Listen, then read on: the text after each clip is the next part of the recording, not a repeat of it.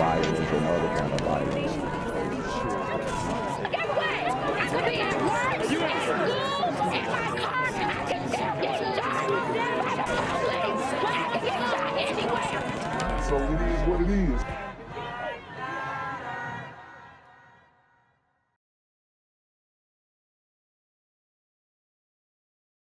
What's good, cyberspace? It's the Black Gen Z Mindset. Make sure you go ahead and like, comment, share, subscribe, and let's get into the video. So, guys, I did want to give an update on the Dan Hutchison slaying, and this was the man who ran the jewelry store in Detroit, and all the rappers were rocking with him and whatnot. And it looks like it might have possibly been an inside hit job. So we're trying to get to the motive on what was behind this shooting, but the police, as you can see from the headline of this article, are pretty tight-lipped on conspiracy motive in Oak Park Jewelers slaying. So let's get back into it. It says suspects also unsuccessfully conspired to kill the wife. So let's get into it. 3 men charged with first-degree murder in the fatal shooting of Oak Park jeweler Daniel Hutchison were in court Friday as police say they are continuing their investigation into what they consider a targeted hit. So these are the 3 men, as you can see. The alleged shooter in the June 1st slaying, Roy Larry, 44, was in Oak Park 45th District Court for a probable cause conference with 2 co-defendants. He was arrested the same day the shooting happened. Darnell Larry, 57, of Detroit, and Angelo Raptopoulos, 32, of Commerce Township, were arrested and charged in August. Raptopoulos is additionally charged with solicitation of murder, and Darnell Larry is also facing charges of conspiracy to commit murder and a felony firearm charge. So it sounds like Raptopoulos hired these 2 OG super gremlins on Demon Time to commit this heinous murder. I don't know his specific connection to Hutchison, but this is a glider male, so it looks like he was the mastermind of this plot. And you know, it's wild, but the fact that this guy felt that he could just hire 2 super gremlins to take out Hutchison and his wife it's pretty indicative as to where we are as a community, where we're seen as hired hitmen who are willing to throw our lives away over like $1,500, $2,500. I'm sure they didn't get paid any more than that. A second charge of premeditated homicide was filed against Roy Larry in August. All 3 men were jailed without bond. At least a dozen shots were fired just as Daniel Hutchison got into the SUV outside a pawn shop he owns called Pay Benny at 21380 Greenfield Road. It is about a mile south of his Hutch's jewelry store at 23400 Greenville Road. Hutchison's jewelry clients included famous rappers and other entertainers. Hutchison's wife was in the passenger seat when the shots were fired, but she was uninjured. Larry rode up on a motorbike and no words were spoken before he opened fire, police said. But Oak Park police are saying very little about the defendants in the case and how they were arrested. Fox 2 News recently reported that an unarmed attorney is a person of interest and allegedly wrote himself into Hutchison's will without the jewelry store owner knowing. So, wow, that is insane. Oak Park Public Safety Lieutenant Marlon Benson's and the additional charges against the 3 suspects are connected to Hutchison's wife, Marissa. Okay, wow. So this one goes deep, and I'm going to be following it like I told you guys I would. We have strong evidence that they also conspired to kill the wife, Benson said, but we won't be releasing anything further on the investigation until after the suspects have their preliminary examination. Benson added that the police didn't release any updated information when the last 2 suspects were arrested because it's too much of a fluid investigation. Shortly after Roy Larry was charged in the killing, Oak Park Public Safety Director Steve Cooper said police were trying to determine a motive. This week, he told the Tribune he couldn't give out any new information about what police have since learned about Hutchinson's slaying. Once we did the original arrest, the whole thing for us was about the motive, Cooper said. If it was a robbery, how come no money was taken? It was straight out targeted hit. The suspect's probable cause conference in court Friday got underway, but was adjourned to continue at 2 p.m. October 20th. So guys, I will be keeping up with that, giving you guys an update because I know we're very interested in this story.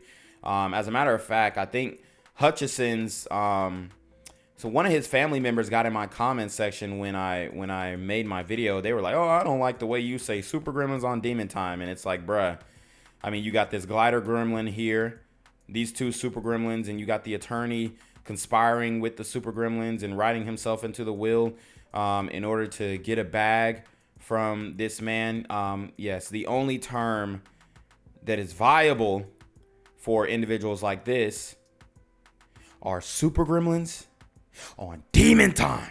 Continuing to follow developments after two separate incidents shut down a pair of heavily traveled stretches of interstate. One on the west side of Metro Detroit and the other on the east. We begin in St. Clair Shores. That's where all lanes of eastbound I-94 were closed at Vernier after a woman's body was found on the freeway. Fox 2's Charlie Langton picks up the story. I am here on 94 right on the border between St. Clair Shores and Harper Woods, 8 Mile and I-94. We're looking at right now an investigation going on into a fatal accident involving a woman. Michigan State Police said that there was a dead woman found on I-94. So guys, what do we tell you about these highways and byways? Very dangerous when you're driving down any interstate, any highway. They're completely polluted with these Super Gremlins on Demon Time, who suffered from head trauma. Now, obviously, we don't know exactly the details or how she got there. It does not appear to be involved in a car accident here. So, Bryce Park, Jim, if you could just get that Bryce Park, that is also the area where they, some of the police have the park blocked off, and so the woman may have walked down the embankment and then got onto the freeway. Again, that's speculation, but that appears to be what happened based on the fact that the Michigan State Police and their canine unit has been all over the embankment as well as all over I-94, as you can see. Again, it appears to be a joint investigation at this point in time between St. Clair Shores Police and Michigan State Police. The only thing we know so far is that there is a woman, she's dead, suffered head trauma, and she is on I-94.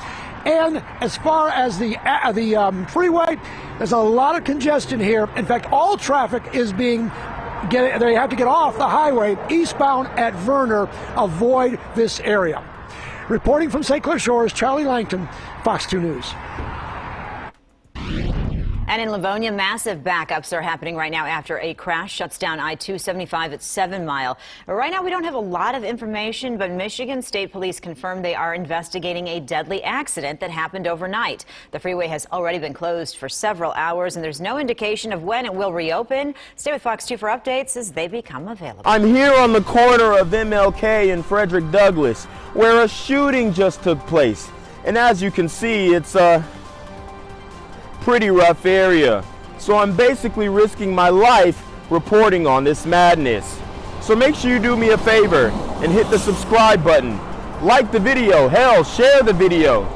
And make sure you go ahead and leave a comment down in the comments section to continue the discussion on how we can find solutions to all this son violence in the streets. I'm Jenquavius Jackson, here live, reporting from Atlanta, Georgia, BGZM News 17. What we know is there was an argument between the two. During that argument, knives were brought into the equation. It ended with a 15-year-old girl stabbing her 41-year-old mother out on the front lawn of their home in the University District of Wildermere Avenue Thursday morning. Wow. So we have a young girl getting in an argument with Ma Dukes, and she decides to go full-on scream mode, stabs her own mother.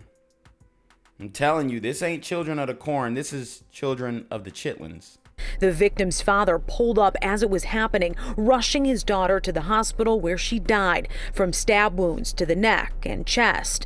The teen ran off. She did leave the scene immediately following the incident. However, the family was very cooperative in having her surrender, and then we were able to get her to the youth home. Detroit Police Commander Michael McGinnis says the teen also suffered minor injuries. And this young girl will be released. As you heard, she was in a teen home. She'll be released by the time she's 21. We don't have much on the identities of these individuals, but this is starting to be an occurrence that happens more often.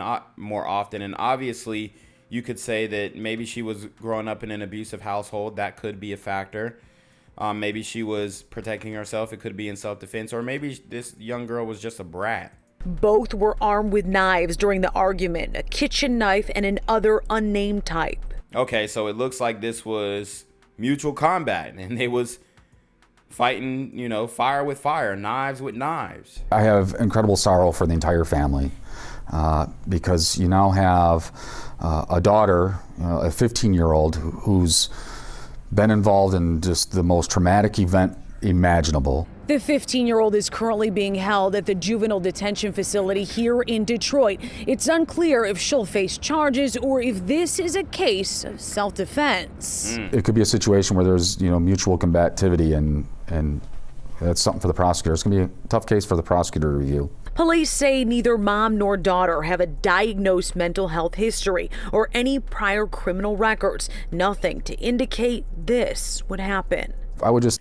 And sometimes abuse gets it gets overlooked in the home, especially when it comes to a mother-daughter situation.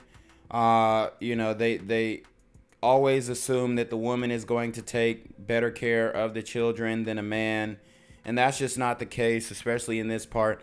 Like I said, maybe the young girl was super bratty, super bitchy, and she wasn't a good daughter, or maybe the mother had been abusing her up until this time period.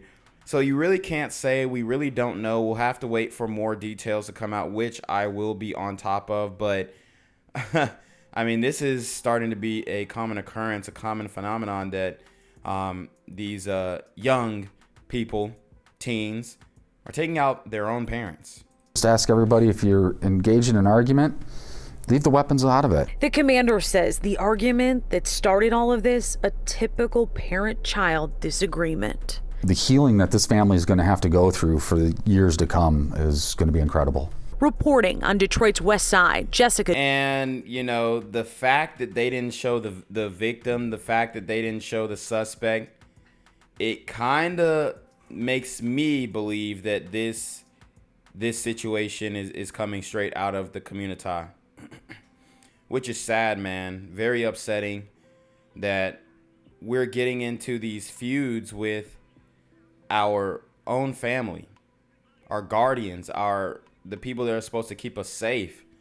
It's not right. We got to do better. We got to be better parents. Okay, we got to be better leaders. And we need to keep our children in check. Okay?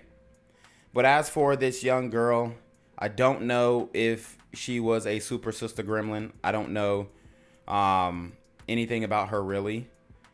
I don't know if she was defending herself. I don't know if her, mom was a super single mother gremlin. But all I know, all in all, that this whole situation was between these two individuals, and I mean, there's really no explanation. We got to wait for the details to come out, but very sad, very horrible situation. And honestly, I can't wait to see what really happened. Gadupnak, Fox 2 News. Gang violence and other kind of violence. Guess what? I could be at work, at school, in my car, I could still get shot by the police. I could get shot anywhere. So it is what it is.